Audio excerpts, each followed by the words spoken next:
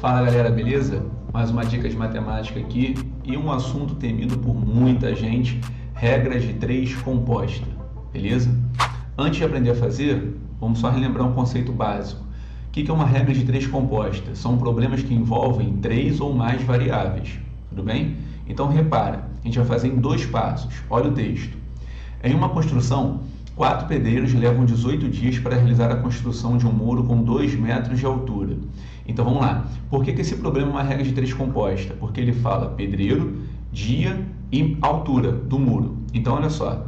O primeiro passo que você já pode começar a organizar, e que eu gosto de fazer isso, é organizar os dados em uma tabela. Belezinha? O que vai ter nessa tabela? Exatamente as variáveis que ele abordou. Ele falou de pedreiro, depois ele falou de dias, depois ele falou de altura do muro, vou chamar de H, para ficar mais fácil. E ele fala para a gente o seguinte: 4 pedreiros levam 18 dias para fazer um muro de 2 metros. Tudo bem até aí? Aí ele pergunta assim: caso houvesse 2 pedreiros a mais, então eu vou passar a ter 6 pedreiros, e a altura do muro fosse 4, quantos dias a gente vai levar? Tudo bem até aí? Então o primeiro passo é bem tranquilo, beleza? Montar a tabela, no segundo passo, você vai montar uma equação. E é essa equação que a gente vai resolver para dar o gabarito. Tudo bem? Rômulo, como é que eu vou fazer isso? Presta atenção. É sempre assim, você vai botar um traço igual, nesse caso, a um produto de 2 traços. Preste atenção que é bem de boa. Por que tem 3 traços ao todo? Porque são 3 variáveis, são 3 grandezas. Tudo bem? Pedreiro, dia e altura. E aí, qual é a lógica? Sempre vai ser assim, traço igual, e aí eu completo com 2 traços para totalizar os 3 que eu preciso. Preste atenção nesse detalhe e faz exatamente igual.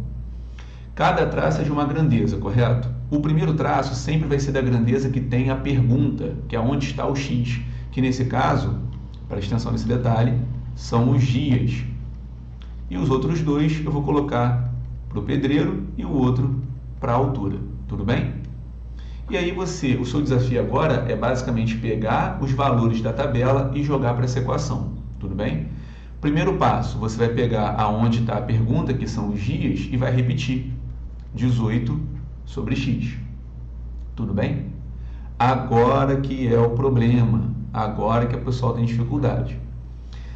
Repara que a próxima variável aqui são os pedreiros. Eu preciso pegar o valor do pedreiro e jogar para a equação. Da tabela, jogar na equação.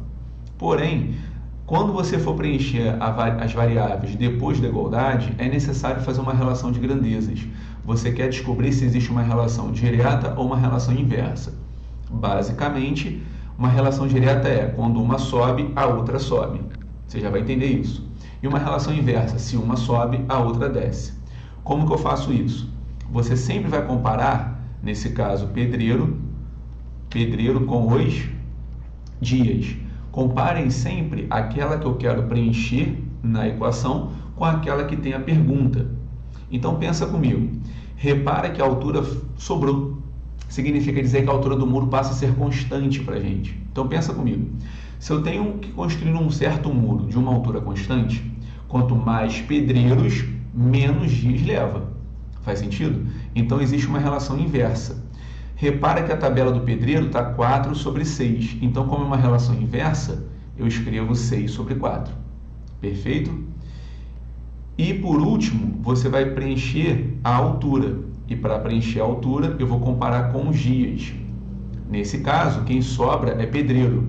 Então, vamos lá. Eu tenho um número de pedreiros constante, um número fixo de pedreiros. Quanto maior a altura do muro que eu tenho que construir, mais dias eu levo, porque eu tenho a mesma quantidade de pedreiros. Então, nesse caso, existe uma relação direta. Então, repara que a altura está 2 sobre 4, e eu vou repetir, porque é uma relação direta, 2 sobre 4. Ou seja, pega a dica.